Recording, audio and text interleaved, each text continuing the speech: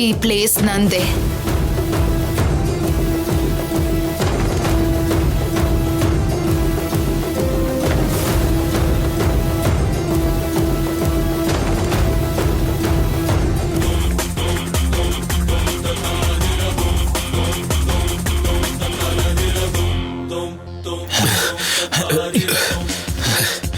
ಆ ಕಡೆ ನೋಡ.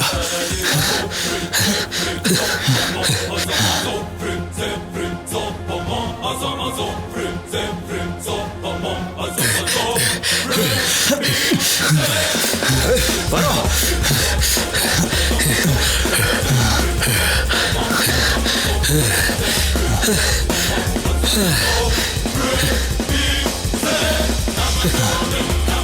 ಏಯ್ ಇಲ್ಲಿ ನೋಡು.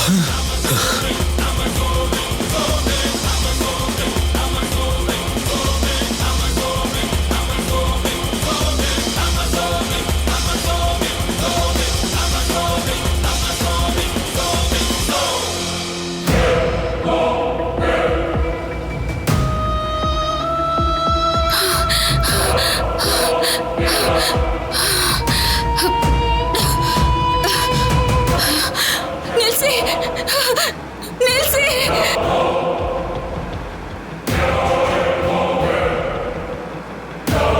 Excuse me.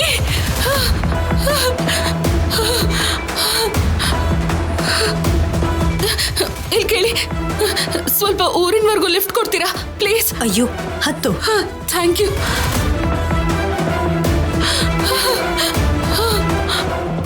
ಆದ್ಯ ಏನಾಯ್ತು? ನೀನೇನಿಲ್ಲಿ? ಅದು ಒಂದ್ ನಿಮಿಷ, ಒಂದು ಫೋನ್ ಮಾಡ್ತೀನಿ ರೀ.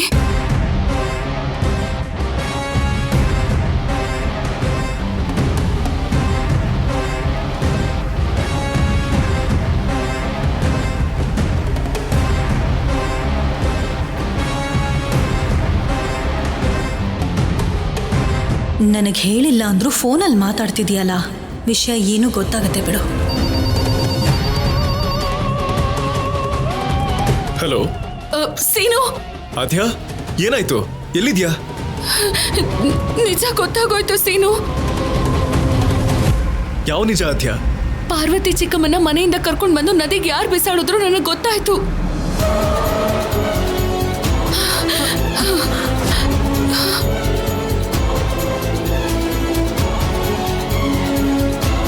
ಅದು ಸ್ಪೀಡ್ ಬ್ರೇಕರ್ ಸಡನ್ ಆಗಿ ಬಂತು, ನೋಡ್ಲಿಲ್ಲ. ನೀನ್ ಮಾತಾಡು.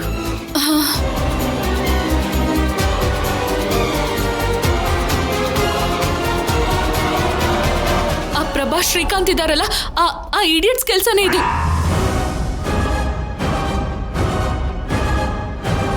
ಅವನ್ ಮತ್ತೆ ಇಷ್ಟು ಧೈರ್ಯ ಮಾಡಿದನ? ಹೌದು ಸೀನು, ಅವನ್ ಧೈರ್ಯದಿಂದ ಒಬ್ಬ ಹೆಂಗ್ಸಿದ್ದಾಳೆ.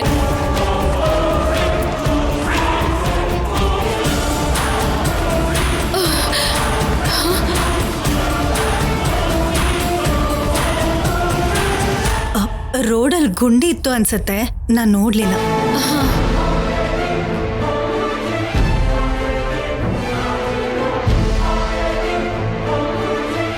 ಈ ಅಮೆರಿಕ ಹುಡುಗಿ ನನ್ನನ್ನೇ ಮೀರ್ಸೋ ಥರ ಇದ್ದಾಳೆ. ಏನಂದ ಹೆಂಗ್ಸ? ಯಾರಾದ್ಯ? ಆ ಲೇಡಿ ಯಾರು ಅಂತ ತಿಳ್ಕೋಬೇಕು ಸೀನು. ಅದಕ್ಕಿಂತ ಮುಂಚೆ ದೊಡ್ಡಪ್ಪನ ಮೊದಲು ಮೀಟ್ ಮಾಡಿ ಈ ನಿಜಾನ್ ಹೇಳ್ಬೇಕು. ಆಗ್ಲೇ ನಾವ್ ಯಾವ ತಪ್ಪು ಮಾಡಿಲ್ಲ ಅಂತ ದೊಡ್ಡಪ್ಪಂಗೆ ಗೊತ್ತಾಗೋದು. ದೊಡ್ಡಮ್ಮನ ಮೇಲೆ ಅವ್ರು ಬೆಳೆಸ್ಕೊಂಡಿರೋ ಅಪಾರ್ಥ ದೂರ ಆಗ್ಬಿಡತ್ತೆ. ಅವರಿಬ್ರು ಮತ್ತೆ ಒಂದಾಗೋ ಚಾನ್ಸ್ ಸಿಗತ್ತೆ ಸೀನು. ನಾನೀಗ ದೊಡ್ಡಪ್ಪನ ಹತ್ರನೇ ಹೋಗ್ತಾ ಇದ್ದೀನಿ, ನೀನು ಅಲ್ಲಿಗೆ ಬಂದ್ಬಿಡು. ಹಾ ಸರಿ ಆದ್ಯ, ಬರ್ತೀನಿ.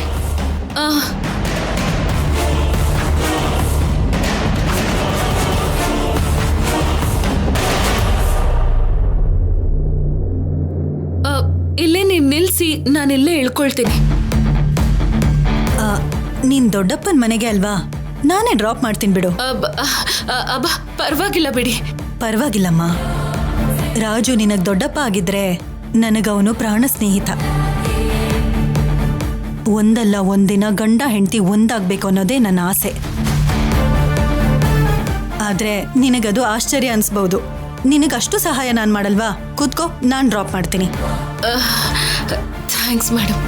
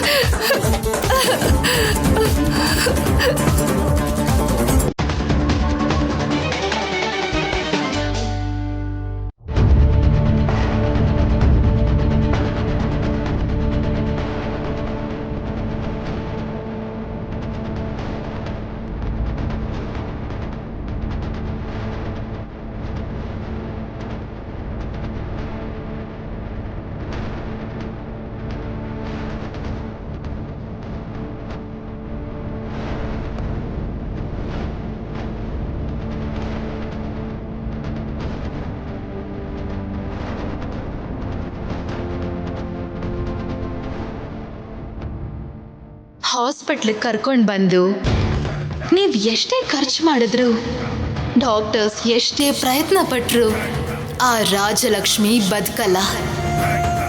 ಈ ದಿನ ರಾಜಲಕ್ಷ್ಮಿಗೆ ಕೊನೆ ದಿನ ಅಂತ ನಾನು ಡಿಸೈಡ್ ಮಾಡಿದ್ದೀನಿ.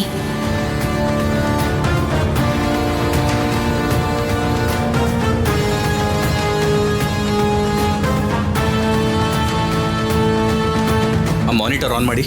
Okay doctor. ಅವಾಗ ಮಾನಿಟರ್ ಮಾಡ್ತಾ ಇರಿ. ಸರಿ ಹುಷಾರಾಗಿ ಮಾನಿಟರ್ ಮಾಡಿ. Take care.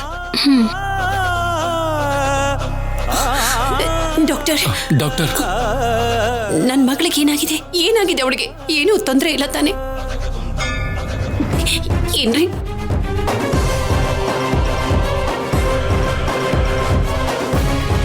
ತುಂಬಾನೇ ತಡವಾಗಿ ಕರ್ಕೊಂಡು ಬಂದಿದ್ದೀರಾ, ಹಾಗಾಗಿ ವಿಷ ದೇಹದಲ್ಲೆಲ್ಲ ಹರಡಿದೆ.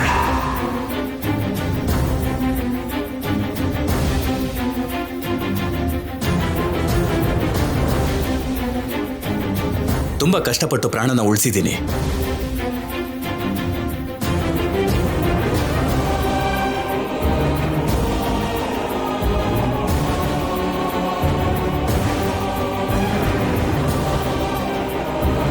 ನನ್ನ ಮಗಳನ್ನ ನೋಡಬಹುದಾ ಡಾಕ್ಟರ್? ನೋಡಿ, ಅವರಿಗೆ ಪ್ರಜ್ಞೆ ಬರೋದಕ್ಕೆ ಸ್ವಲ್ಪ ಸಮಯ ಬೇಕಾಗುತ್ತೆ. ನೀವು ವೇಟ್ ಮಾಡಿ. ಅಯ್ಯೋ ರೀ, ಏನ್ರಿ ಇದು?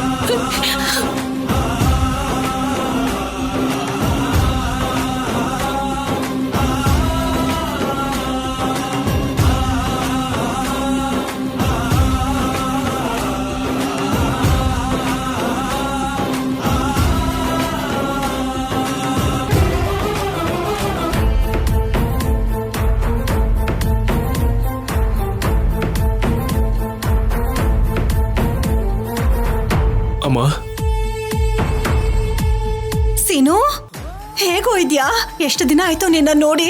ಬಾ ಬಾ ಬಾ ಬಾ, ಕೂತ್ಕೋ. ಕೂತ್ಕೊಳ್ಳೋ. ಸೀನು, ಕೂತ್ಕೋ. ಏನೋ ಸೀನು, ಚೆನ್ನಾಗಿದ್ದೀನಪ್ಪ? ಚೆನ್ನಾಗಿದ್ದೀನಪ್ಪ.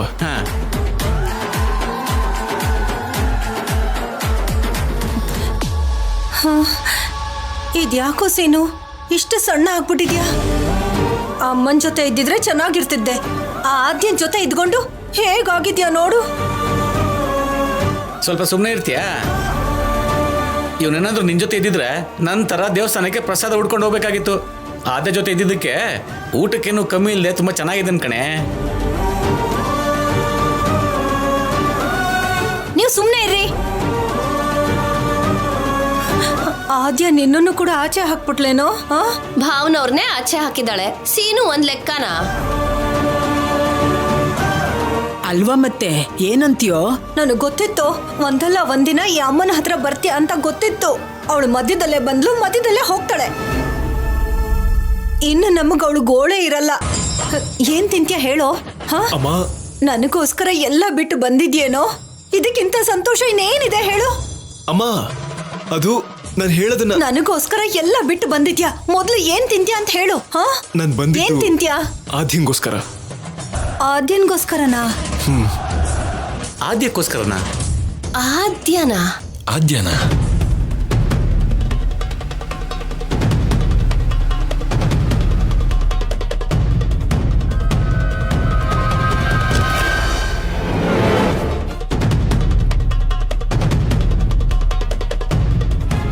ನಿನ್ನೋ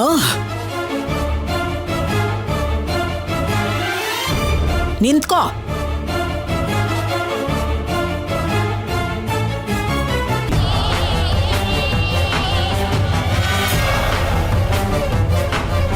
ನನ್ನ ಮಗನ್ನ ನನ್ನ ಮನೆ ಒಳಗಡೆ ಬಿಟ್ಕೋತೀನಿ ಹೊರತು ನಿನ್ನ ಹೊಸಲು ತುಳಿಯೋಕ್ಕೂ ಬಿಡಲ್ಲ. ಹೋಗಿ ಇಲ್ಲಿಂದ.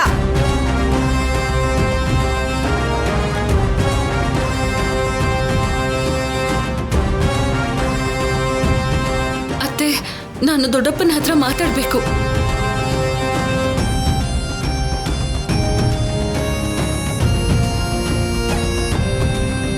ಅಣ್ಣ ರಾಜಲಕ್ಷ್ಮಿ ಮನೇಲಿ ವ್ರತ ಇದೆ ಅಂತ ಅತ್ತಿಗೆ ಜೊತೆ ಹೋಗಿದ್ದಾರೆ, ಇನ್ನೂ ಬಂದಿಲ್ಲ. ಅಷ್ಟಕ್ಕೂ ನನ್ನ ಮಗನ ಹತ್ರ ನಿಂಗೇನೆ ಮಾತು? ಈ ಮನೆಯಲ್ಲೂ ಕೂಡ ಭಾಗ ಬೇಕಾ?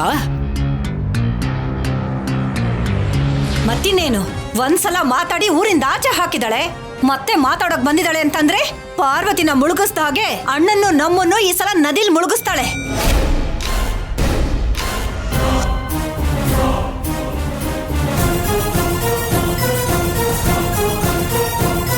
ಆ ನದಿಗೆ ಚಿಕ್ಕಮ್ಮನ ತಳ್ಳಿದ್ದು ನಾವಲ್ಲ, ಆ ಪ್ರಭಾಸ್ ಮತ್ತೆ ಅವನ ಫ್ರೆಂಡ್ ಶ್ರೀಕಾಂತ್ ಅಂತ ಹೇಳೋದಕ್ಕೆ ನಾನು ಇಲ್ಲಿಗೆ ಬಂದಿದ್ದು ಅಜ್ಜಿ.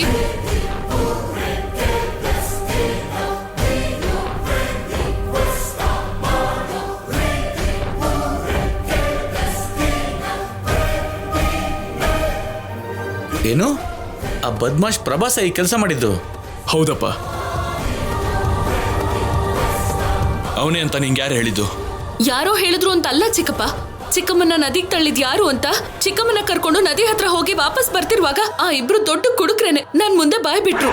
ಅದೇ ಕಣ ನಾವೊಬ್ಬತ್ತು ಆ ಶಿವರಾಜು ಹೆಂಡ್ತಿನ ತೆಗ್ದು ಈ ನದಿಗೆ ಹಾಕೋದ್ವಲ್ಲ.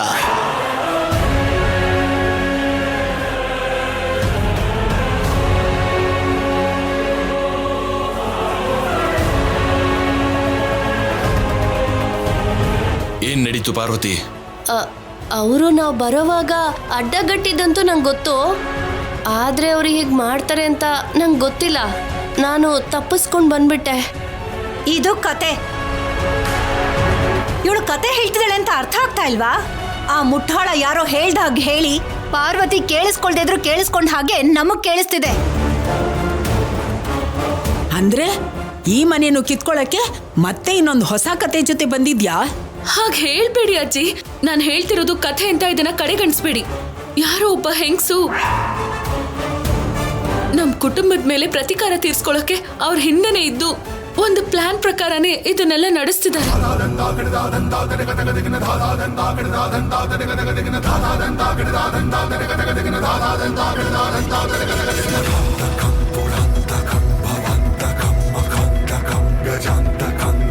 ಅವ್ರು ಯಾರು ಅಂತ ನಾವ್ ತಿಳ್ಕೊಳ್ದೆ ಹೋದ್ರೆ ಇನ್ನೇನ್ ಅನಾಹುತ ಆಗುತ್ತೋ ಏನೋ. ಏನೇ ನೀನ್ ಹೇಳು, ಈ ಕತೆಗೆ ಮತ್ತೊಬ್ಳು ಹೆಂಗ್ಸಿದಾಳೆ ಅಂತ ಮತ್ತೊಂದು ಪಾತ್ರ ಕೂಡ ತಗೊಂಡ್ ಬಂದಿದ್ಯಾ? ಯಾರೇ ಆ ಹೆಂಗ್ಸು? ನಾನಾ, ಇಲ್ಲ ಅಮ್ಮನಾ, ಅಥವಾ ಪಾರ್ವತಿನಾ? ಇಲ್ಲ ಅಂದ್ರೆ ನಿನ್ ಹಿಂದೆ ಬಂದಿದ್ದಾಳಲ್ಲ ಈ ಪ್ರಿಯಾಂಕನಾ?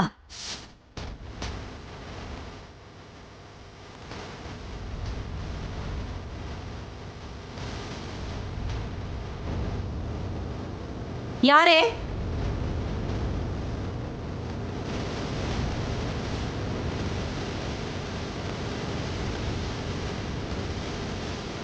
ಅಮ್ಮ, ಯಾಕಮ್ಮ ಹೀಗೆ ಮಾತಾಡ್ತಾ ಇದ್ಯಾ?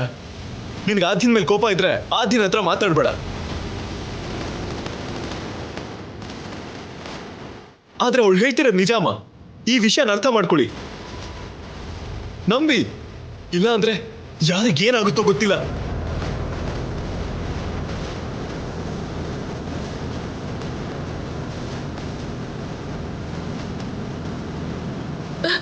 ಚಿಕ್ಕಪ್ಪ ಪ್ಲೀಸ್, ಚಿಕ್ಕಪ್ಪ ನೀವಾದ್ರೂ ನಂಬಿ ಚಿಕ್ಕಪ್ಪ, ಪ್ಲೀಸ್ ಚಿಕ್ಕಪ್ಪ ಪ್ಲೀಸ್. ನಾನು ಹೇಳ್ತಿರೋದು ನಿಜ. ನಾನ್ ನಂಬ್ತೀನಮ್ಮ.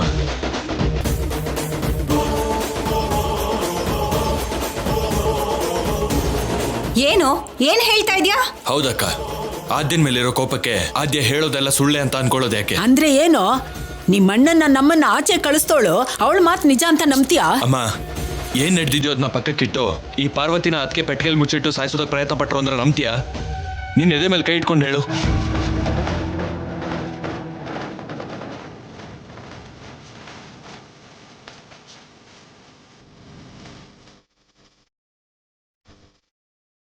ಈಗಲೇ ಹೋಗಿ ಆ ಪ್ರಭಾಸ್ನ ಮತ್ತವನ್ ಚಮಚನ ಎಳ್ಕೊಂಬರ್ತೀನಿ. ಯಾರು ಹೇಳಿದ ನಿಜಾನೋ ಯಾವ್ದು ನಿಜಾನೋ ಅಂತ ಇವತ್ತೇ ಗೊತ್ತಾಗ್ಬೇಕು.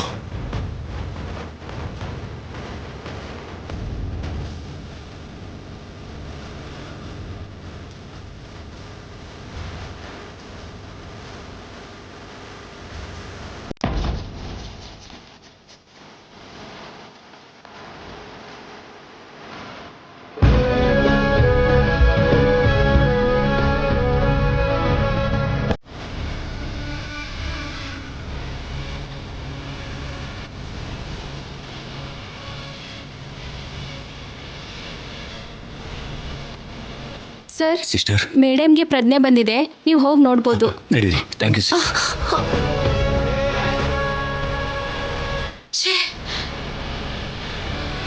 ಅವಳು ಬದುಕ್ಬಿಡ್ತಾಳೇನೋ ಅಂತ ಭಯದಲ್ಲಿ ನಿನ್ಗೆ ಬೇವ್ರು ಬರ್ತಿರೋ ಹಾಗಿದೆ.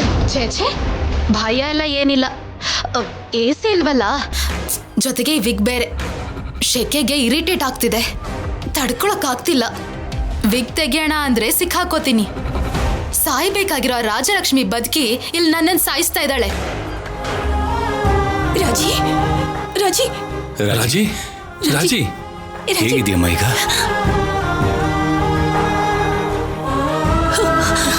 ರಾಜಿ ಅಮ್ಮ,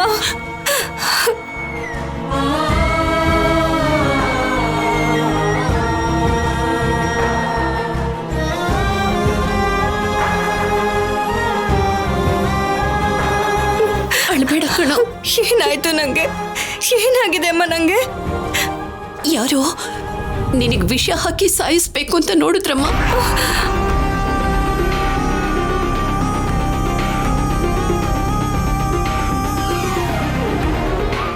ನಡಿ. ಏನು? ಆ ಸತ್ಯನಾರಾಯಣ ಸ್ವಾಮಿ ದಯದಿಂದ ನಿನಗೇನು ಆಗ್ಲಿಲ್ಲಮ್ಮ. ಇಲ್ದೆ ಹೋಗಿದ್ದಿದ್ರೆ ಅಯ್ಯೋ.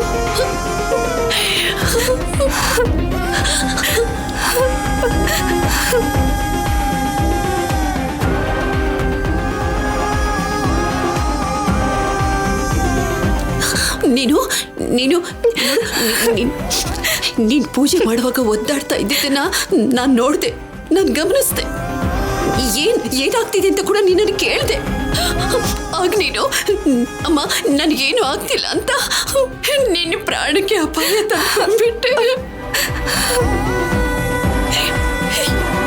ಹೇಳಿದಿದ್ರೆ ವ್ರತ ನಿಂತು ಹೋಗ್ತಿತ್ತಲ್ವಮ್ಮ?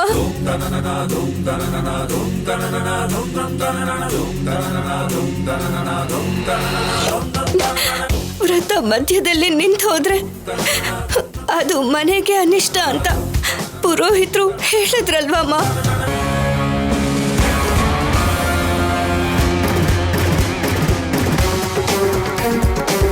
ನನ್ನ ಭಾರತದಿಂದ ದೂರ ಆಗಿ ಈಗ ಮತ್ತೆ ಶೌರ್ಯ ಸರು ನಾನು ಒಂದಾಗಿದ್ದೀವಿ. ಮತ್ತೆ ವ್ರತ ನಿಲ್ಲೋದ್ರಿಂದ ಏನಾದ್ರೂ ಆದ್ರೆ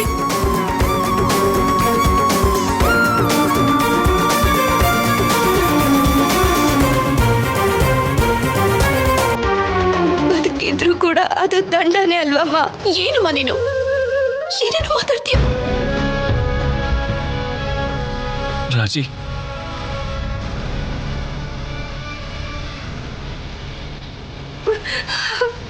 ಅದಕ್ಕೆ ವ್ರತ ಪೂರ್ತಿ ಆಗೋವರೆಗೂ ಆ ವಿಷಯನ ನನ್ನ ಗಂಟ್ಲಲ್ಲೇ ಹಿಡಿದಿಟ್ಕೊಂಡಿದ್ದೆ ಅಮ್ಮ.